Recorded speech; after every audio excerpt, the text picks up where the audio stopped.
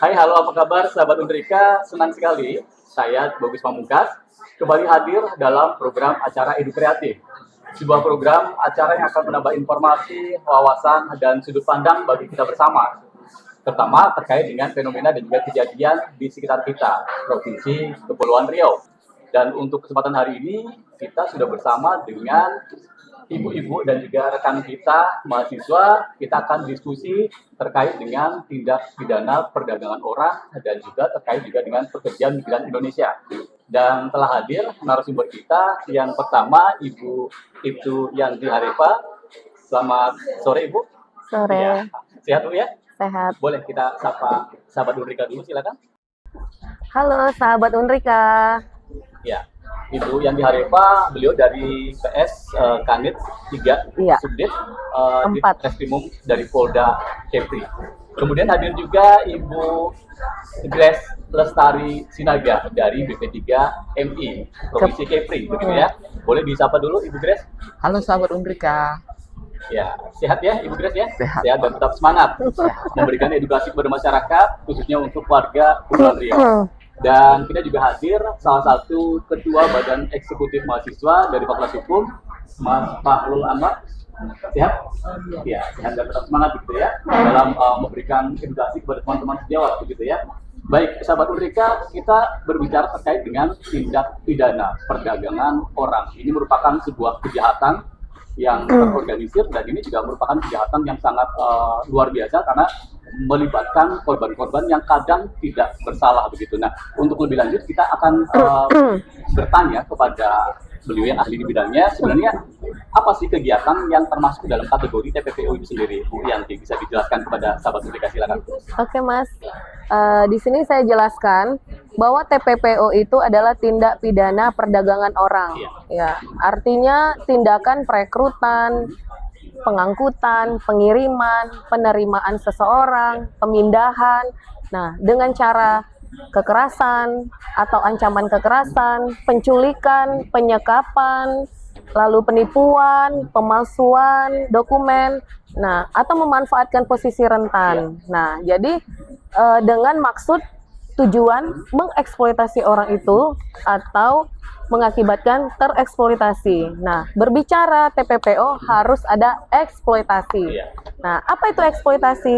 Nah, di pasal 1 butir 7 dijelaskan di Undang-Undang TPPO nomor 21 tahun 2007 bahwa eksploitasi itu dengan tanpa atau persetujuan korban.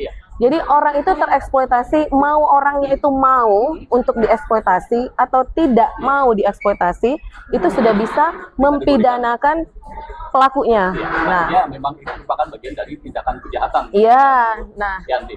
Itu eksploitasi itu tadi ada 4. Iya. Yang pertama eksploitasi seksual, kedua eksploitasi tenaga atau kerja paksa, yang ketiga adopsi ilegal, yang keempat penjualan organ tubuh. Penjualan organ tubuh yang memang beberapa tahun ini terakhir sempat Isu-isu muncul begitu ya. Nah, ini juga terkait dengan tindak pidana perdagangan orang. Ini kan juga kaitannya dengan tenaga migran begitu ya, pekerja migran Indonesia atau yang sebelumnya beberapa tahun lalu kita mengenal dengan istilah TKI begitu. Namun untuk mengangkat marwahnya, kita sekarang menyebut sebagai PMI atau pekerja migran Indonesia. Nah, bagaimana kaitannya dengan pekerja migran Indonesia, Mbak Grace Lestari, mungkin bisa menjelaskan? Baik, karena tadi berbicara tentang TPPO kan ada eksploitasi pekerja. Ya. Ya.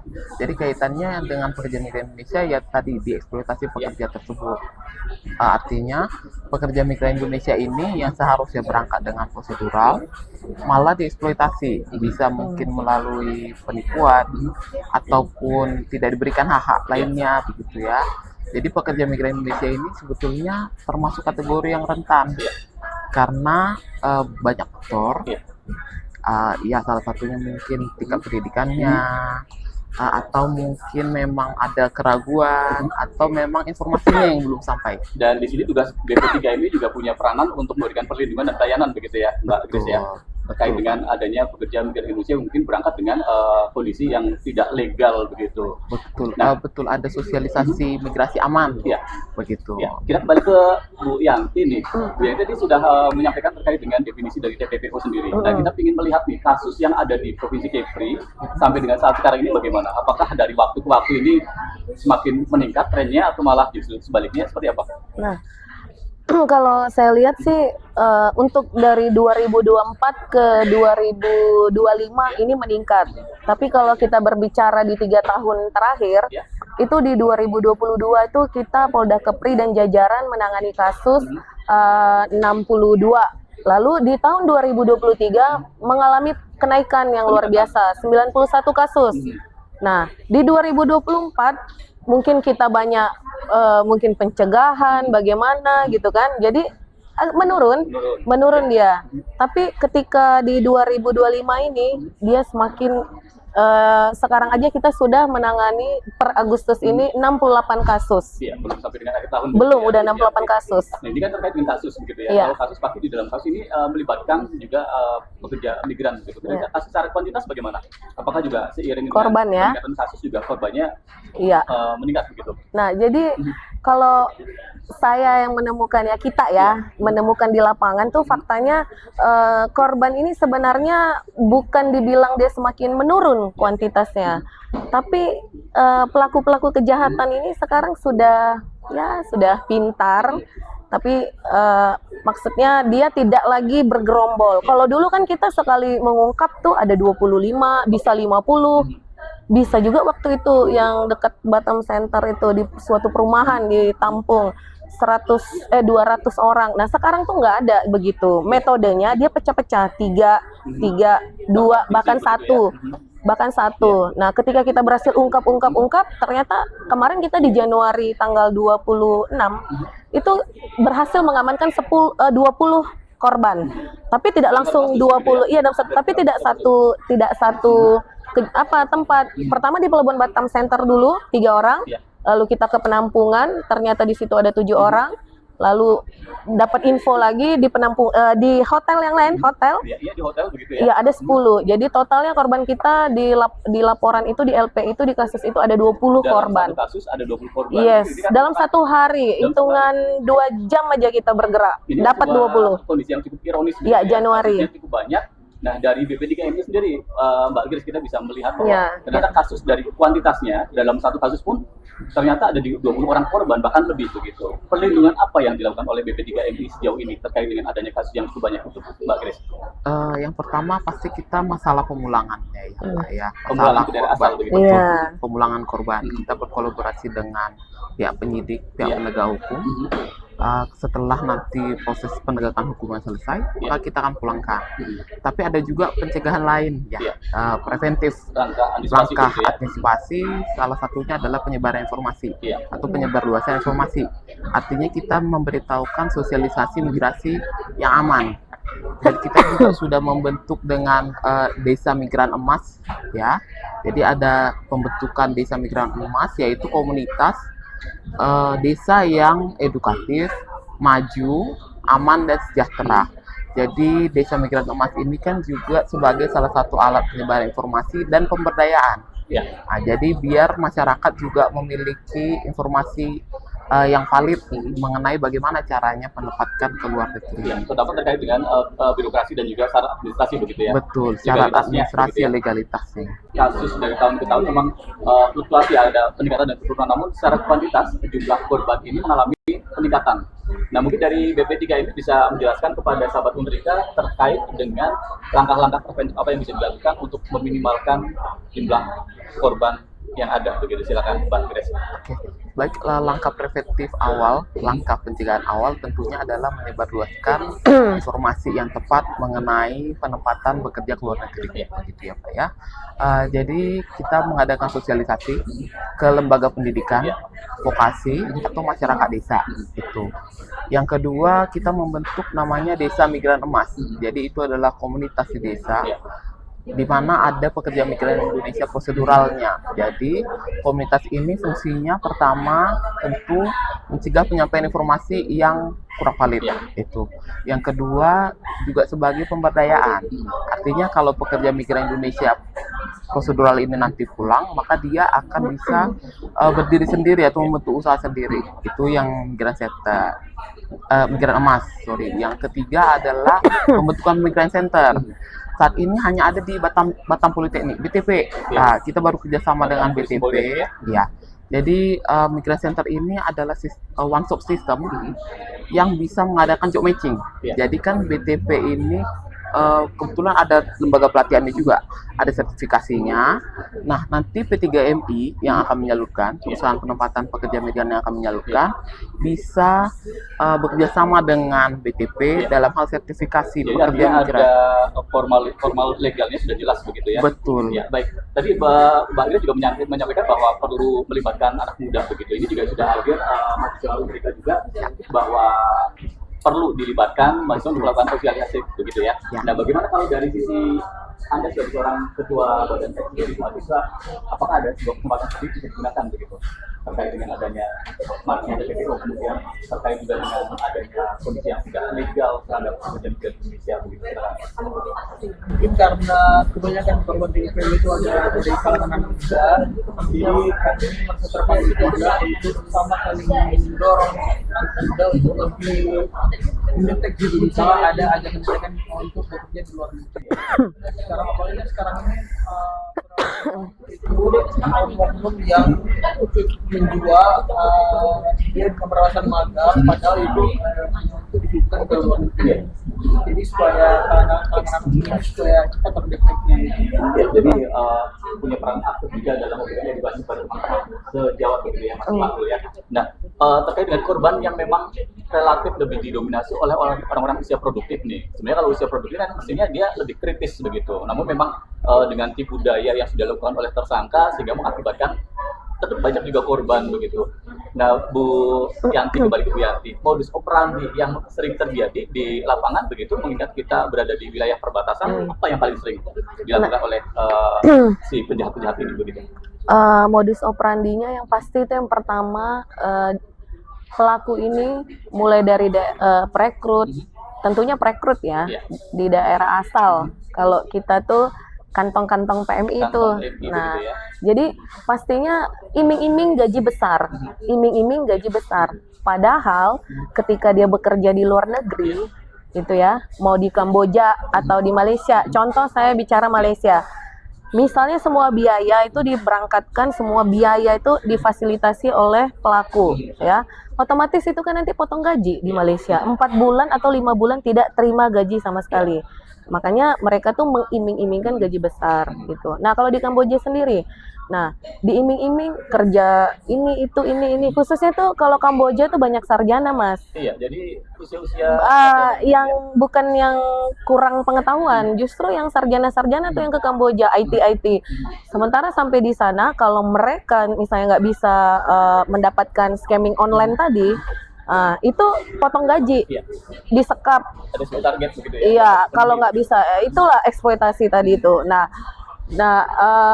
modus yang kedua itu di Batam nih ya, di Kepri, memanfaatkan penyalahgunaan dokumen paspor. Iya. Nah, mereka mau bekerja ke luar negeri, tidak punya EPMI. Paspor ketika kita cek, ternyata paspornya bukan paspor seorang pekerja yang ada ID PMI-nya, tapi paspornya merupakan paspor biasa, pelancong. Nah, dia memanfaatkan paspor ini. Nah, itu yang juga yang paling banyak modusnya. Artinya ini juga penyalahgunaan dokumen begitu ya. Iya, Bu Yanti? penyalahgunaan dokumen paspor. Terkait juga dengan prosedur, Mbak Grace. Jadi prosedur yang legal begitu. Terkait dengan prosedur yang legal untuk bekerja di luar negeri, sebenarnya apa yang perlu masyarakat ketahui dan apa yang harus disiapkan begitu agar tidak terjebak dalam kondisi penipuan dokumen begitu, Mbak Grace. Oke. Jadi bagi yang mau bekerja ke luar negeri tentunya harus melengkapi dokumen-dokumen pekerjaan. Ya. Salah satunya atau salah duanya mungkin yang paling penting adalah perjanjian kerja, Iya. ya, dan visa kerja. Itu dulu, dan dokumen lain ada juga, tetapi yang paling penting untuk bekerja sesungguhnya yang dua ini, kontrak kerja dan visa kerja. Kontrak dan visa begitu ya, Betul. Mbak Grace. Oke. Karena dengan kontrak kerja kan dia itu mau mengikat hukum, ada ikatan hukumnya dalam kontrak kerja. Jadi hak dan kewajibannya kan juga jelas di situ. Visa kerja tentunya karena legalitasnya untuk masuk negara untuk bekerja ada di visa kerja. Dan tentunya yang terakhir itu adalah asuransi. Asuransi dalam hal ini kalau PMI khusus asuransinya adalah BPJS Ketenagakerjaan Pekerja Migran Indonesia. Selain dokumen lain, misalnya surat izin keluarga dan yang lainnya, salah duanya atau salah tiganya tadi itu adalah yang dokumen itu ya. Dan mungkin dari para pencari kerja. Kalau memang ada keraguan atau informasi tertentu yang memang harus ditanyakan, boleh ditanyakan ke lembaga negara yang mengurusi ketenagakerjaan. Iya. Boleh ke Dinas Ketenagakerjaan setempat, atau mungkin ke BP3MI di setiap provinsi, atau P4MI yang ada di kota kabupaten. Begitu ya. Jadi artinya masyarakat yang mencurigai ini apakah ini legal atau tidak begitu ya, bisa melakukan konfirmasi ke Dinas Tenaga Kerja ataupun mungkin bisa mengunjungi kantor BP3MI begitu ya, Mbak Grace ya. Baik, sahabat Merdeka, kita akan lanjutkan untuk perbincangan kita. Menarik sekali, kita nanti akan berlanjut kepada Ibu Yanti, Ibu Grace dan juga Mas Fahrul. Namun kita akan jeda sejenak untuk mendapatkan informasi berikut ini. Tetaplah bersama kami akan hadir sesaat lagi. Tahukah kamu bahwa perairan kita bukan hanya menjadi jalur perdagangan, tapi sering juga disalahgunakan menjadi jalur kejahatan transnasional seperti perdagangan orang dan juga penyelundupan manusia. Komunitas pesisir sering menjadi korban dan tanpa disadari juga bisa menjadi pelaku. Banyak yang belum tahu kalau itu adalah kejahatan. Daerah pesisir seperti Batam dekat dengan negara tetangga, rawan menjadi tempat penyelundupan dan perdagangan orang. Kita harus lebih waspada. Kesadaran akan imigrasi aman harus terus ditingkatkan agar tidak ada lagi masyarakat yang menjadi korban. Pendidikan soal migrasi aman bisa dimulai salah satunya dari sekolah. Semua orang berhak tumbuh dengan pilihan yang sadar dan aman. Perempuan yang hidup di kepulauan dan pesisir pantai seringkali menjadi kelompok yang paling rentan, namun justru kerap terpinggirkan dari perhatian. Mari kita hadir bersama memastikan setiap langkah mereka aman, layak, dan bebas dari eksploitasi. Manusia bukan komoditas dan tidak pantas untuk dieksploitasi. Jika kamu melihat, mendengar, atau menjadi korban, laporkan dengan lantang. Kami siap untuk melayani. Rise and speak. Kami generasi muda Bisa jadi agen perubahan Laporkan yang mencurigakan. dengan pengetahuan dan keberanian. Kita bisa cegah kejahatan migrasi. Share video ini untuk lindungi diri, lindungi sesama.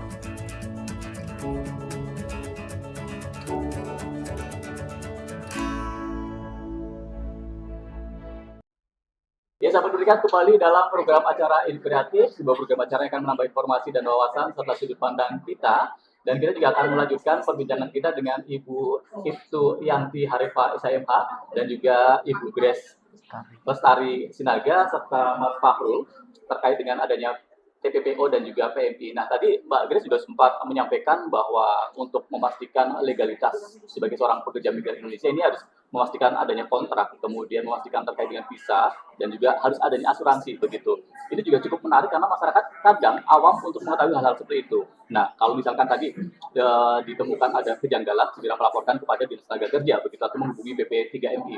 Nah, apabila nih masyarakat, kita kembali ke Bu Yanti, kalau tadi adalah dari sisi korbannya nih, segera aja memastikan kepada masyarakat begitu. Nah, kalau masyarakat nih, masyarakat awam melihat fenomena di lingkungan kita yang kita mencurigai, ini sepertinya akan ada semacam penipuan begitu. Apa yang bisa dilakukan oleh masyarakat, Bu Yanti? Oke, misalnya nih kan ada masyarakat ya, kita anggaplah masyarakat ini memberikan informasi kepada kita. Nah, kita langsung segera cek ke TKP. Contoh, kalau mereka masyarakat melihat ada PMI gitu di bandara, kita maka on the spot ke bandara, kita ikuti observasi gitu loh, kita pembuntutan gitu. Nah, lalu kita observasi mereka nih, harapan kita tuh pasti harus ada pengurusnya, harus ada pelakunya. Karena kalau hanya korban saja yang kita temukan, kan orang pada takut nih mendekat ke korban. Nah, itu namanya misi penyelamatan gitu. Tapi kalau kita bahasanya penyelamatan, nanti dibantu juga dipulangkan oleh BP3MI, Mbak Grace. Nah, kita berharap tuh ada pelakunya, maka kita tuh akan mengekori gitulah. Nah, kalau ada memang masyarakat itu langsung menemukan misalnya di sebuah rumah-rumah yang ditampung atau mungkin saat ini iya, atau mungkin sekarang marak nih di hotel-hotel nih. Hotel-hotel ya terus terang aja memang harus saya sampaikan di sini seperti hotel-hotel di daerah Nagoya, Jodoh gitu banyak banget gitu yang udah kita minta keterangan sebagai saksi dalam perkara yang kita tangani. Nah, kita tuh on the spot. Langsung ke penginapan itu, langsung ke hotel itu. Kalau ditampung di rumah-rumah langsung kita ke rumah. Nah, maka kita cari alat buktinya sehingga ya kita upayakan pelakunya dapat. Nah, itulah teknis lidik-sidik kami sehingga kami bisa menemukan pelaku. Yang pastinya setiap informasi yang disampaikan kepada kami, baik itu melalui masyarakat langsung atau itu dari instansi terkait seperti Mbak Grace, BP3MI, Kepri, pasti kami tindak lanjuti. Gitu loh.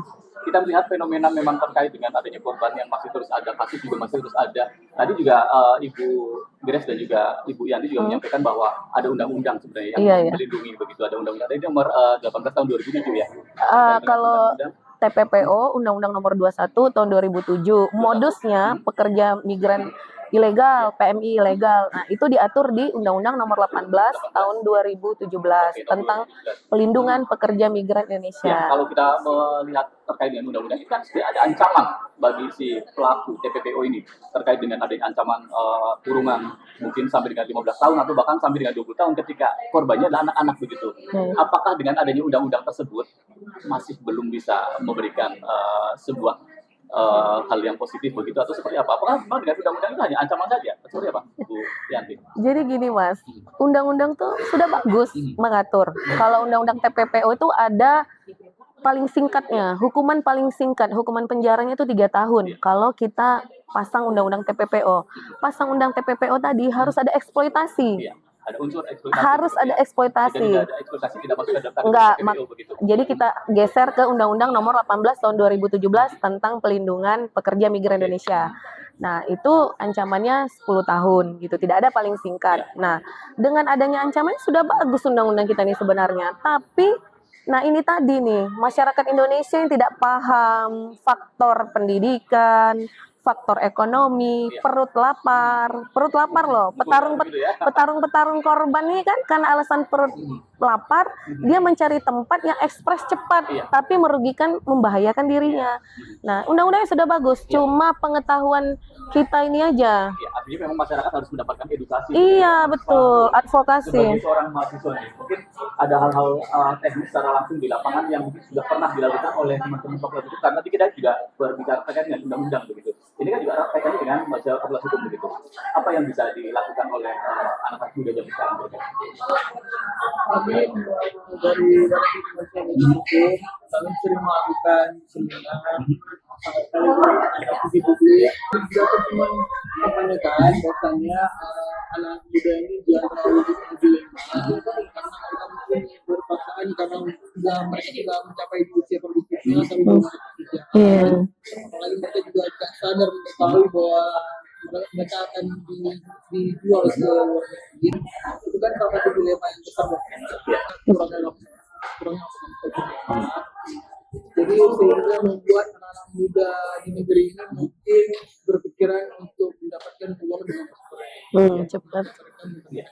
Betul, tadi karena memang kasus yang banyak di Kamboja tadi anak-anak muda yang mungkin sarjana yang berpendidikan diberikan edukasi yang lebih baik lagi bagi artinya. Jadi kesempatan itu tidak akan terjadi di harapannya begitu. Kami juga mendorong juga bahkan pemerintah bakal rutin untuk membuat pelatihan-pelatihan untuk yang baru lulusan dari SMA bisa dilatih lagi, bisa dibimbing lagi. Artinya memang harapannya tidak ada korban lagi untuk kedepannya begitu ya, baik dari sisi undang-undang TPPO maupun dari pekerjaan migran Indonesia begitu. Dari Polda, Bu Yanti, ketika menerima laporan dari masyarakat terkait adanya dugaan, langkah apa yang dilakukan oleh Polda? Nah, kalau itu tadi, misalnya kita menerima laporan ya, pasti kami langsung gerak cepat, quick respon. Kami quick respon, kalau misalnya informasinya itu ada di bandara, kami bergerak ke bandara yang saya bilang tadi, kalau ada di penampungan, itu kami tangani dengan segera. Dan kami berharap, dan pastinya target kami harus bisa ungkap. Nah, kita aja sendiri, ada target gitu loh, ditargetkan harus ungkap tuntas gitu loh. Nah, kita tidak hanya mengejar pengurus yang ada di Batam saat ini, di Kepri. Nah, perekrut daerah asal ya kita kalau bisa kita ini Pulangkan melalui BP3MI. iya dipulangi. Maksudnya kita kejar ungkap sampai ke daerah asal yang merekrut tadi. Jangan-jangan memang lumbungnya di sama begitu. Iya, memang. Yang dilakukan oleh BP3MI ketika sudah memulangkan si korban ini, apa langkah selanjutnya? Kita pulangkan, nanti mungkin koordinasi dengan penegak hukum di daerah asal juga. Nanti kan setiap BP3 ini kan ada setiap provinsi, ya termasuk di BP3MI daerah asal.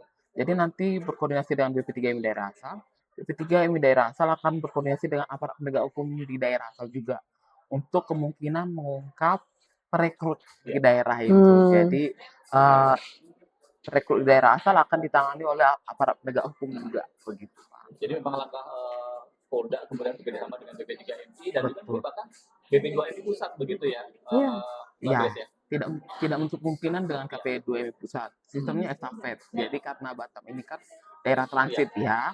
Jadi ketika kita pulangkan, kita akan berkoordinasi dengan Polda daerah asal maupun dengan BP3MI daerah asal.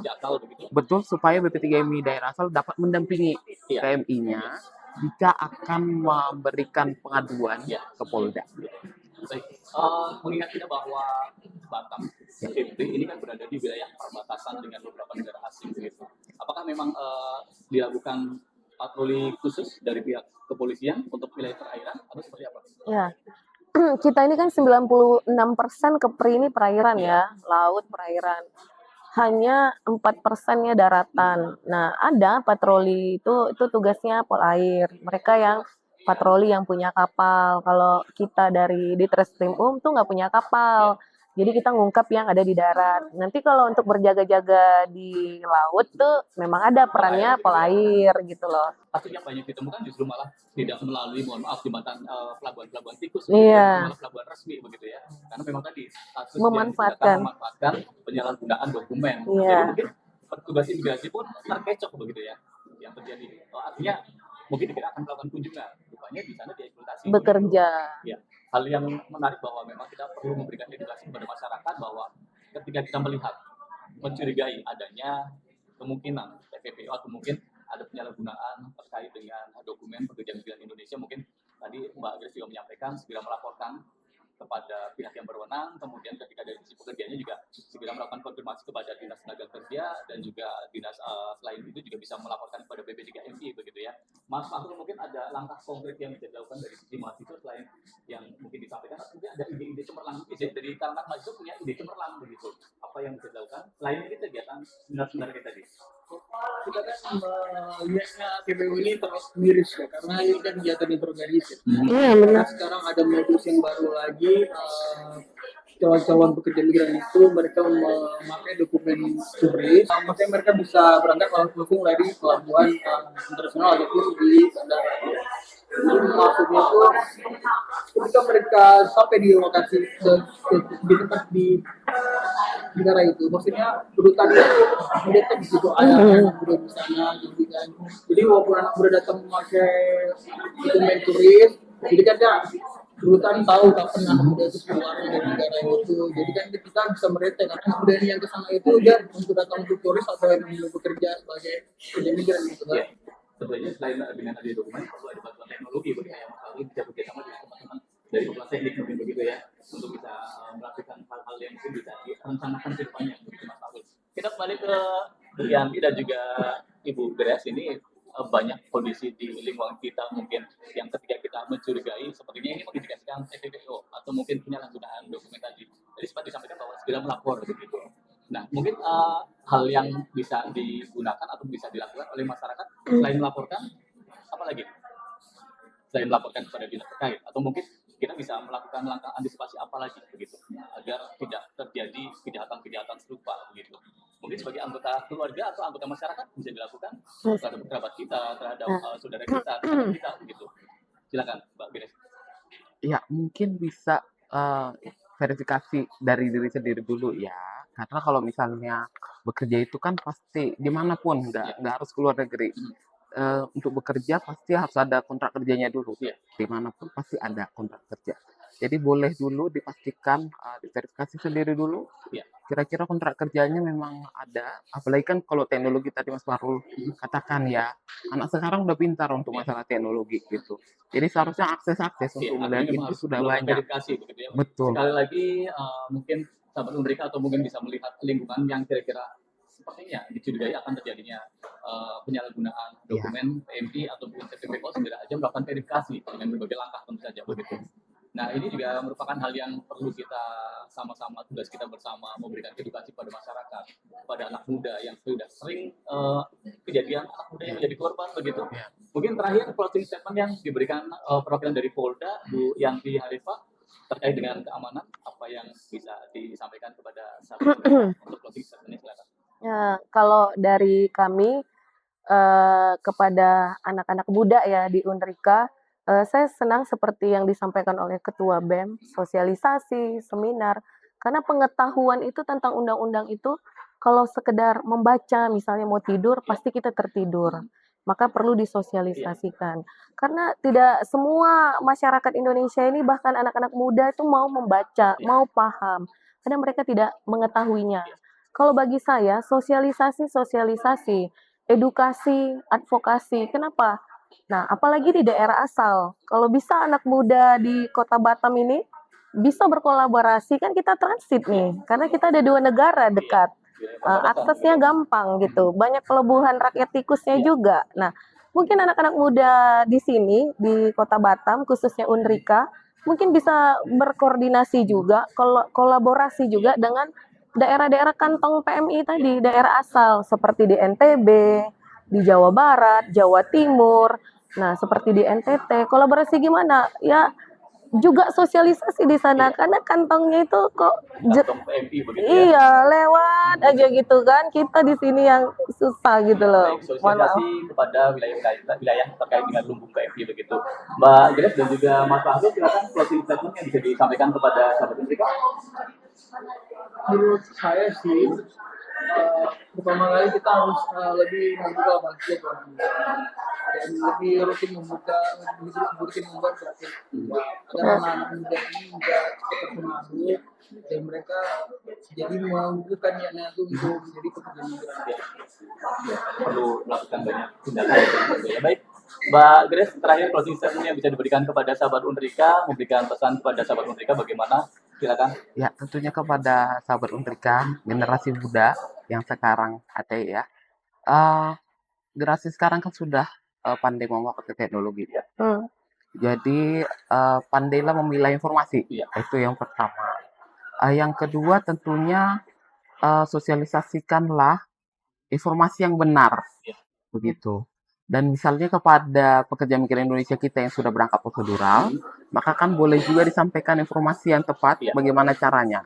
Karena kan mereka sudah duluan untuk berangkat, sehingga kita harap informasi itu sampai juga ke daerah terkecil, misalnya desa, begitu ya. Jadi saling memberikan informasi yang valid, begitu.